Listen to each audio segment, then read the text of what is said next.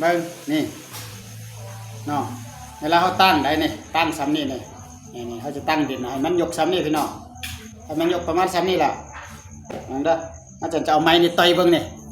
ความรันไว้บ่ให้ว่าพี่น้องแต่ว่าล็อกนี่มันดีๆความรันไว้บ่ให้ว่าเบิ่งเด้อแป๊บเดียวเด้อนี่โอ้สุดยอดพี่น้องเอ้ยเอาตึมบ้านหนึ่งเบิ่งเด้อนี่ห้างขึ้นมาปึ๊บเกาะปั๊บนี่ให้ยกขึ้นมานี่ชุบเข้าไปอันนี้บอลเขาใส่ดวงเด้อเนี่ยมันจะมีหูเนี่ยบอลใส่ดวงเวลาเขาใส่ดวงหรอเวลาเขาเอาไล่ล็อกเนี่ยมันจะพูดขึ้นแบบนี้ได้เนี่ยมันจะจำอันนี้เนี่ยใส่อินให้มีอินมันดีกว่ามันอินมันแข็งมันเวลาเขาเนี่ยมันพูดขึ้นพูดลงพี่น้องเห็นบอลนี่นอกแต่ว่าขั้นได้กันเนี่ยมันอ่อนตัวนี้เนี่ยเวลาเขาล็อกเข้าไปเนี่ยมันจะพูดขึ้นได้แต่ตัวนี้มันเป็นบอกเวลาเขาใส่มันก็พูดขึ้นเองเบิ่งเด้อนี่มันพูดขึ้นเองเนี่ยอยู่เลยปั๊บนี่มันบ่เนี่ยลองอีกบาทหนึ่งเด้อเอาไม้เด้อเนี่ยอันนี้เป็นนกวาสันสาเนาะเนี่ยมันจะมาตอดเยื่อได้เนาะเบิ่งเด้ออันนี้เป็นเขาเยื่อใส่อยู่นี่เด้พี่น้องมันก็จะมาตอดปั๊บนี่โอ้สุดยอดพี่น้องนั่นนี่เนาะนี่อันนี้เนาะที่ว่าเขาเคลียร์ไว้เนาะอันนี้เนาะตัวปล่อยปานเขาต้องเคลียร์แบบนี้ก่อนให้มันเกลี้ยงก่อนพี่น้องว่าอีกคือตัวนึงเคลียร์ในนี้แล้วก็เขาก็ห้างกลับเนาะพี่น้องนี่ห้างกลับนี่ได้ห้างขึ้นมาพี่น้องห้างขึ้นมาแล้วก็ตัวนี้ก็เกาะอยู่นี่ล็อกปึ๊บอันนี้เกาะอยู่นี่ปั๊บนี่เวลาจับกลับนี่จับแนวนี้เด้อแต่ว่าวิธีจับแนวนี้ก็ได้นี่พี่น้องเวลาล็อกตัวนี้มันลุดหันนะมันก็ลันมาไม้ตัวนี้มาคัดมือเขามันบนหนีบมือเขามาวางในนี่เนาะวิธีวางนี่ปึ๊บนี่เห็นบ่บ้านนี้นี่อาจารย์จะเอาไม้น้อยๆนี่ต่างแบบว่านกจะมาตอดกินเยอะเด้อลักษณะนกจะมาตอดกินเยอะเลยมันจะมาหันแนะนำให้วิธีเบิ่งเนาะเอาเบิ่งน้ำกัดพี่น้องนี่เนาะอันนี้มันเป็นเหยื่อเนาะมันจะมานี่นกมันจะมานี่พี่น้องนกทุกมันมีเหยื่ออยู่นี่เลยเนาะมันจะมาตอดกินพี่น้องมาแล้วก็มันก็จะมาตอดอยู่นี่อันนี้เป็นนกเนาะมันมาเป๊ะได้ปึ๊บนี่เห็นบ่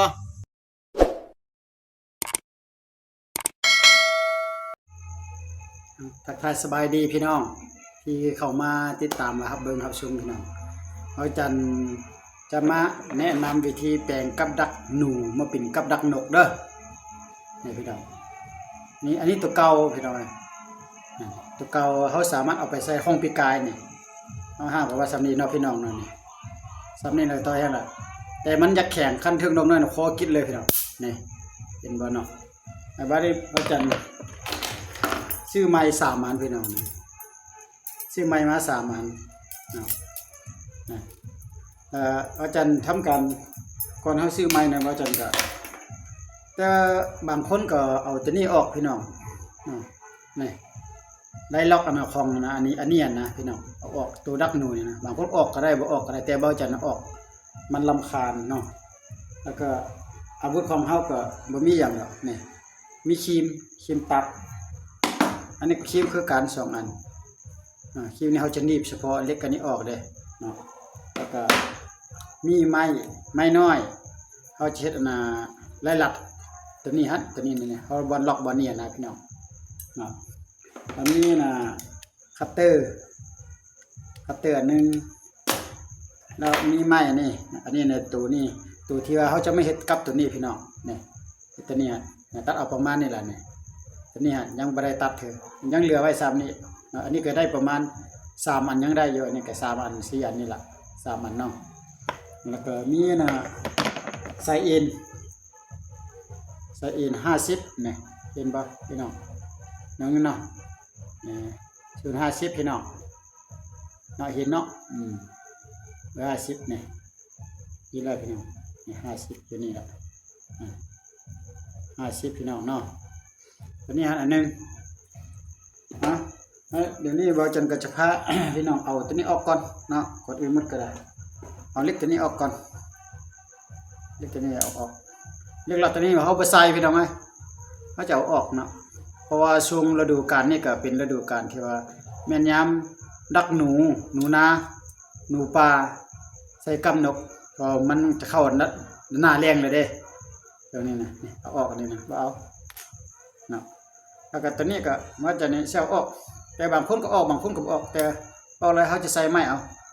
นี่คิดเอาเลยนะออกเลยบ่เอาออกจากนั้นมัดเชือกเอาพี่น้องบ่เอานี่แล้วตัวนี้ก็ถ้าว่ามันบ่แน่นเขาก็อันเอาครีมหนีบคืนเนาะเพราะว่าเวลาห้าวๆมันจังเด้งนะเพราะว่ามันมาแต่โรงงานของเขามันบ่ดีปานใดนี่เอาก็นี่แบบนี้เลยพี่น้องนี่แปลงคืนนี่เจ้ามันก็แน่นเลยเด้นี่เห็นบ่นี่นี่ไว้เฮาก็เฮาไปนี่อันนี้จะอ่อนพอดีนี่อันนี้นี่เนาะหลังจากได้ตัวนี้แล้วก็จะก็สิมาตัวนี้นะลืมไปนะยังมีตัวนี้อันนี้สำหรับเขาจะเจาะหนาวหูเด้ออันนี้เราจะเจาะหูตัวนี้ก่อนอื่นวันนี้ตัวนี้แหละนี่ก็สายมันยาวเนาะตัวนี้เขาเจาะเอาก้าวนี่นะพี่น้องนี่เด้อการนี้ว่าจะได้เจาะตัวนี้แหละอันนี้มีไฟแล้วเขาเสียบไฟฟ้าอะไรนี่เนาะเขาเอามีดนะเขาจะเอาตัวนี้เจาะเลยนะนี่ไปเลยแทงไว้ให้มันเข้าไปเสียบไฟอะไรนี่ก็มันง่ายเขาไม่ได้เอาตัวนี้เขาจะเอาผ้าบักเอาเนาะนี่เห็นปะมันมีคอนถ้าผู้ใดบ่มีตัวนี้นะพี่น้องบ่มีอันแต่เล็กอันนั้นเล็กจอดซื้อนี่ก็เอาผ้าก็ได้หรือว่าเอามีดก็ได้เอาแต่สะดวกหรือบ่เป็นอย่างแต่ว่าจันเอาตัวนี้เจาะเลยเนี่ยเขาจะเจาะบอลแย่สายอินนี่แหละนะเจาะกันได้เจาะให้มันซอดนั่นแหละซอดเข้าไปแต่ไม้ตัวนี้นี่ให้มันมีหูพี่น้องนี่ให้มันมีหูในนี่เด้อบอกว่าซั่นเขาแย่สายอินมันบ่ได้อ่ะนะมันจะแย่ตัวนี้นะมันบ่ได้ให้มันมีหูเนาะ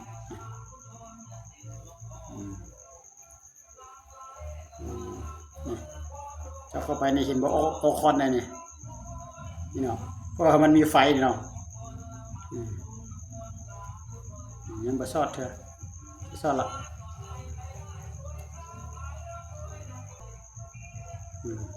โมเมนต์มาสอนเนาะอันนี้ก็แนะนำวิธีการซื่อๆถ้าไผมักหากินแบบหานกหาหนูหาปูหาหอยนะก็แนะนำไปแต่ผู้ที่ว่าไปเฮ็ดแล้วมีประสบการณ์แล้วก็ขอโทษอภัยนำเนาะพี่น้องเนาะขอโทษอภัยนำ FC หมดสุผู้เจ้าคนนั่นล่ะผู้ที่เฮ็ดมาแล้วก็ได้เขาก็แปลว่าเอาคลิปนั้นคลิปนี้มาเบิ่งแล้วก็เฮ็ดซื่อๆเนาะพี่น้องเนาะนี่สอนละนี่ได้แล้วพี่น้องนี่เนาะได้ละมันสอนอะไรนี่เห็นบ่บ้านนี้นี่แม่ว่าจะบักตัวนี้ก่อนตัวนี้อันพี่น้องถอดออกก่อนเลยเขาใช้แต่อันเดียวเนาะบักอยู่นี่เนาะเอามีดเนาะมีดใหญ่มีอันนึงตัวนี้นะเขาจะเอาประมาณแค่เอาประมาณข้อมือนึงเด้อพี่น้องบ่เอายาวคันเอายาวมันบ่ถือได้นี่ข้อมือนึงพี่น้องนี่เขาจะตัดอยู่นี่ล่ะนี่ตัดวันนี้นี่มันตัดเนาะข้อมือซ้ำนี่พี่น้องมาแล้วบักก่อนบ้านนี่นะบักอยู่นี่มัน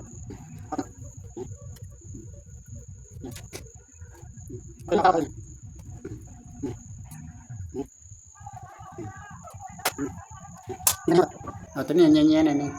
ก็แปลงบอนนี้ไม่ได้แปลงนี่เนาะแปลงอยู่นี่บอนนี้หน่อยนึงแง่มันแบบว่าบอนเขาจะล็อกเข้าไปนะแล้วก็หลังจากได้นี่ก็บาจันจะตัดอยู่นี่เลย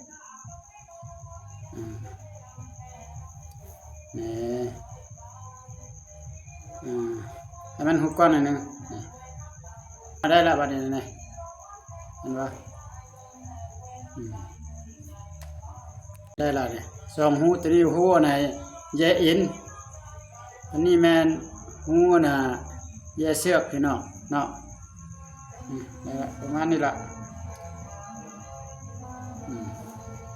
งั้นทำการตัดก่อนตัดนี่พี่น้องนี่ตัดซ้ำนี่พี่น้องนี่เอาสั้นๆเลยข้อมือหนึ่งนี่นะขั้นยาวไหลมันบดถือได้พี่น้องเอาก็ได้ขออนุญาตตัดก่อนได้แล้วบ้านนี้นี่แต่ว่าเขาแต่ว่า อันนั้นไม้นิดนึงมีดกับบักใหญ่ได้ว่าให้มันเรียนนิดนึงนี่ได้ประมาณนี้พี่น้องนี่ตอนนี้แหละตัวนี้บนล็อกเนาะอันนี้เขาก็เอากลับเอานี่เนาะนี่อันนี้เขาก็เอาอินอันนี้0.50เนาะเอาอินเย่นี่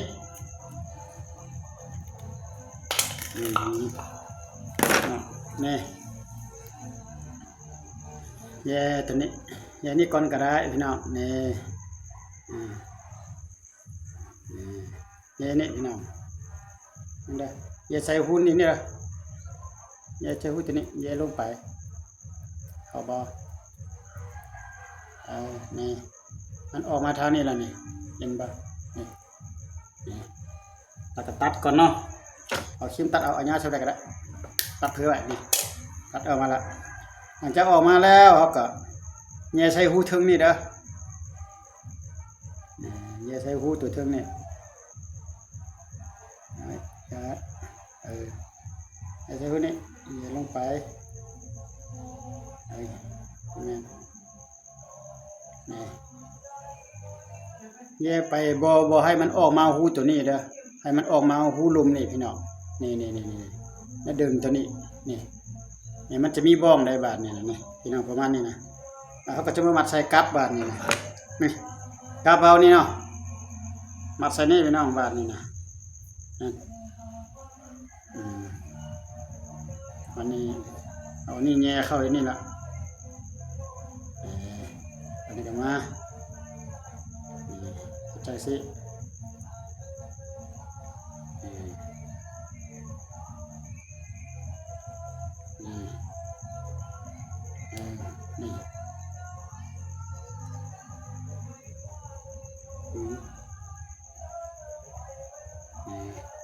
ในแบบนี้เนาะนี่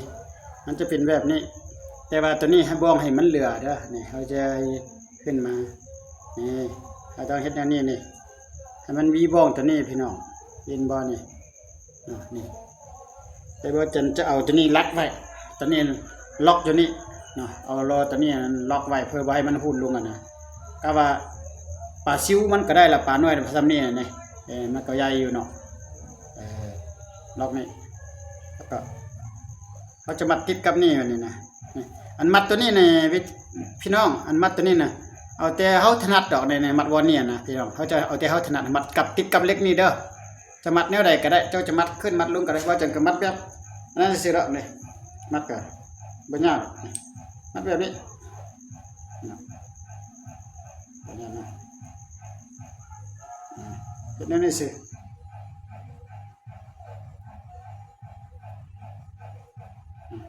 มัดแบบนี้สินี่แล้วก็มัดเกี่ยวอยู่นี่มัดแนวใดก็มัดแนวใดก็ได้บ่เป็นหยังมัดรถขอแต่มันอยู่ขอแต่ให้มันแน่นเนาะนี่มัดได้บ่จะมัดเกี่ยวนี่ใช่มัดแบบธรรมดาคือเด็กน้อยมัดกันนั่นล่ะพี่น้องเจ้าจะมัดแนวใดก็มาได้นี่มัดนี่เฮาได้แล้วเนาะนี่เลยนี่จะมีบ่อนี่เนาะอันนี้ก่อน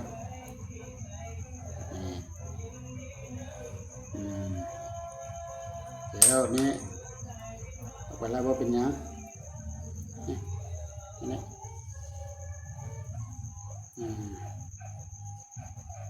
มันจะซื้อกลางนี่เด้อมันอยู่กลางนี่นี่ได้ละนี่เนาะ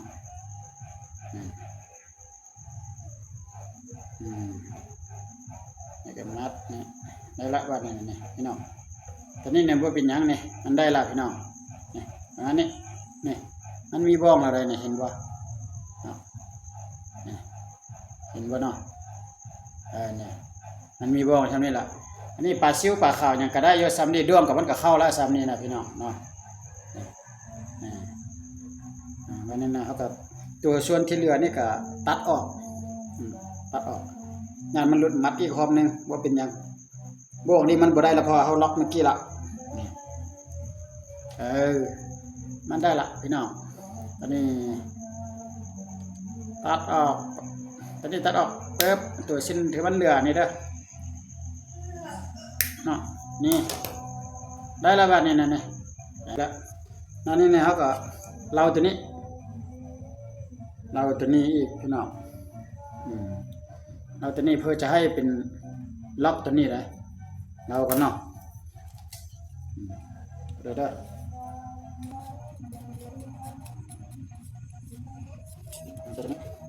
มันยาวเขาจะเอาตามเกานี่ก็ได้เลยจะเกาตัวนี้นะจะเอาตามไม่นี่นี่เอาตัวนี้เอาตัวนี้แล้วมันเหลือเอาตัดออกนะเอาก็ไม่ได้เนาะที่ได้ไม่เอาไม่นะดีไม่เจนไม่เฉยเนาะไม่ผมไม่ได้คนนึงแต่ก็ยังใส่ได้อยู่แต่มันเกี่ยวกับนี่มันอะไรเดี๋ยวเบิ่งมาเอาประมาณนี้พี่น้องนี่ตัวนี้ละแล้วก็วันนี้เขาก็บักหน่อยนึงบอลเขาจะมัดเสือกมัดเยอะอยู่อันนี้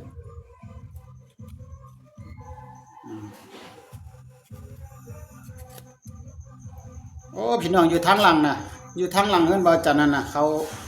ตั้งแต่เมื่อวานนั่นน่ะ1 โมงตอนแรงเมื่อวานมื้อนี้ก็ฮอด1 โมงมื้อแรงมื้อนี้เขากินเหล้ากินเบียร์โอ้บ่าวจันก็บ่ไหวแล้วใช่เปิดเพลงเอาแท้เอาว่าพี่น้อง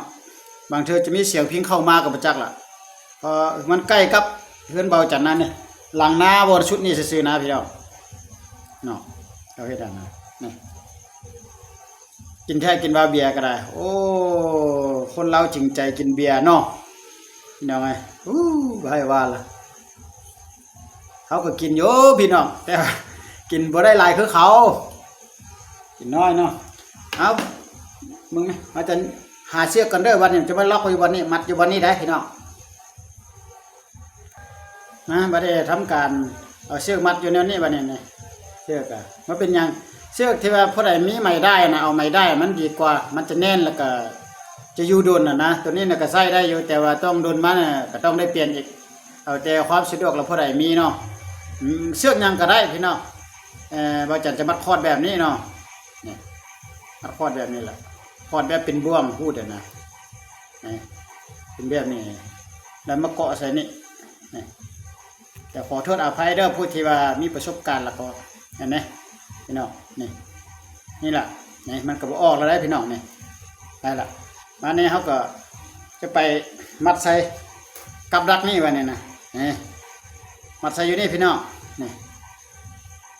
มัดใส่วันนี้เขาแย่เข้าหูนี่เนาะแย่ไปแย่ไปแต่ว่าเวลามัดใส่อยู่นี่ก็คือกันมัดแนวใดก็ได้เด้อขอแต่ว่าให้มันอยู่พี่น้องแต่ว่าก่อนจะมัดหั่นเอาแทกก่อนพี่น้องเนาะนี่บาดใจก็มัดแบบนี้ซื่อให้มันระยะห่างนี่3 นิ้วพี่น้องเขาจะ3 นิ้วเนาะนี่จากเชือกจากไม้นี่มานะไม้ตัวนี้นี่3 นิ้วบ่ให้มันไกลคันนั้นมันยาวหลายมันบ่ถึกนี่3 นิ้วนี่พอดี3 นิ้วนี่เห็นบ่นี่3 นิ้วแล้วก็มัดเลยมัดวัดเดียววันนี่นะมัดนี่มัดอันนี้กับมัดทางนี้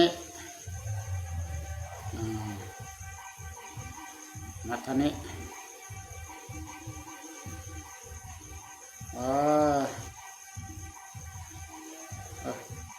เดี๋ยวได้มัดนี้มัด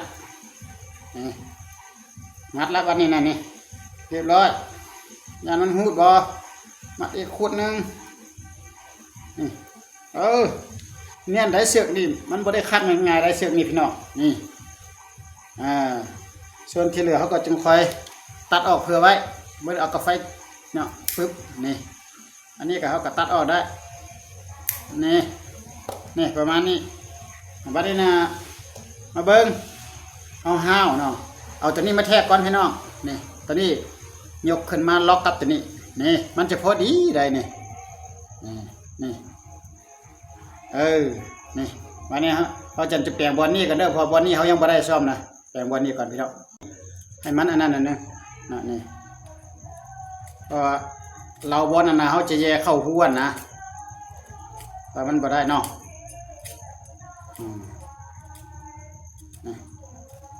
เอาไป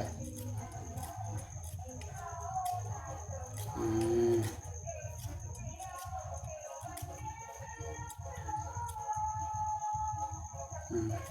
ลองเบิ่งก่อนมันจะอยู่บ่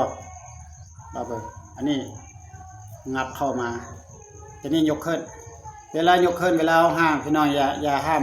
จุกทางนี้เด้อเพราะตัวนี้หลันมามันจะทับมือเขานะเขาต้องเวลาห้างต้องจุกทางหลังนี่เอาทางหลังนี่เนาะอันนี้เป็นทางหน้าเนาะนี่เขาจุกทางหลังนี่